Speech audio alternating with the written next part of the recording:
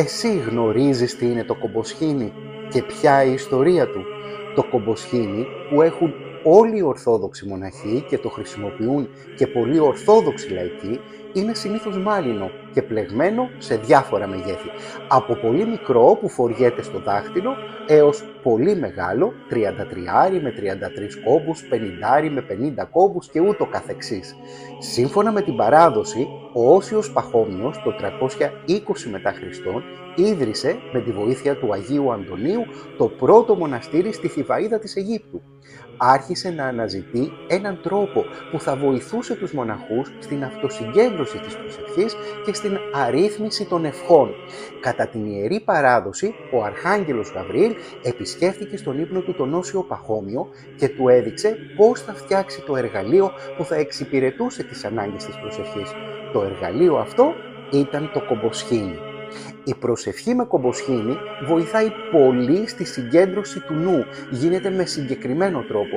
Σε κάθε κόμπο που περνά ανάμεσα στα δάχτυλά του ο προσευχόμενος, λέει επαναλαμβανόμενα τις ευχές «Κύριε Ιησού Χριστέ, ελέησόν με, υπεραγία Θεοτό και σώσον ημάς, Άγιοι του Θεού πρεσβεύσατε υπερ ημών».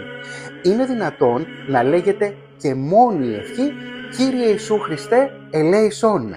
Στο κομποσχήνι, κάθε τμήμα του έχει κάποια συμβολική σημασία. Είναι πλεγμένο κυρίως από μαλλί, για να θυμίζει στα μέλη της Εκκλησίας ότι είναι τα λογικά πρόβατα του Ιησού Χριστού. Έχει χρώμα μαύρο, που συμβολίζει το πένθος των αμαρτιών, αφού ουδής αναμάρτητος. Πάνω του το κομποσχήνι έχει το σταυρό για να φέρνει στη μνήμη ότι αίτια αμαρτωλών όντων ημών Χριστός υπερ ημών απέθανε. Δηλαδή, ο Χριστός πέθανε για μας αφού εμείς είμαστε αμαρτωλοί. Συνήθως το κομποσχήνι καταλήγει σε μία φούντα που ο σκοπός της είναι το σκούπισμα των δακρύων, της «δάκρυσιν έβρεξέ μου τους πόδας». Οι 33 κόμποι συμβολίζουν τα χρόνια του Ιησού Χριστού.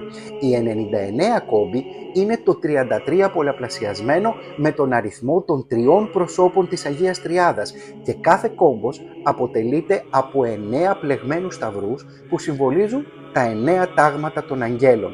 Παρόλα αυτά, ενώ ο αριθμός σταυρών που αποτελούν τον κάθε κόμπο παραμένει πάντα σταθερός, ο αριθμός των κόμπων που αποτελούν το κομποσχήνι εξαρτάται από τον αριθμό των προσευχών για τον οποίο θα χρησιμοποιηθεί.